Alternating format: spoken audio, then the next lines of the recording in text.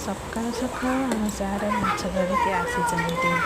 ମାଛ ମଞ୍ଜି ନେଇକି ଆସିଲେ। ମାଛ ଆଣିଲେ।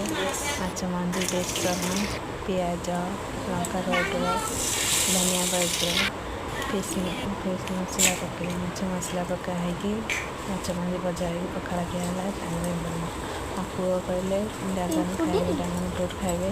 ଦାଦନକୁ ଛଡ଼େଇକି ପୁଅକୁ ଖୋଇଦେଲି।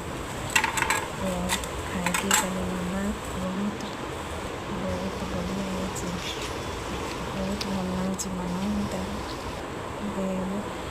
ପୁଣି ପାଇନାପଲ୍ ସପୁରି ଜୁସ୍ ପିଇବି।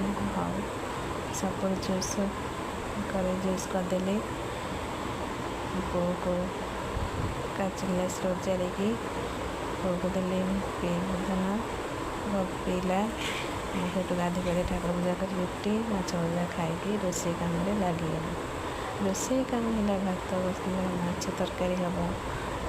ମସଲା କଷିକି ଲଙ୍କା ପାଉଡ଼ର, ଧନିଆ ପାଉଡ଼ର, ଫିସ୍ ମସଲା, ମାଛ ମସଲା, ହଳଦୀ, ଲୁଣ ସବୁ ପକାଇକି ମସଲାରେ କଷା ହେଲା। ଟମାଟର ଆଳୁ ପଇଲେ ଭଲ ଭାବରେ କଷା ହେଇକି ତାପରେ ପାଣି ଦିଆହେବ।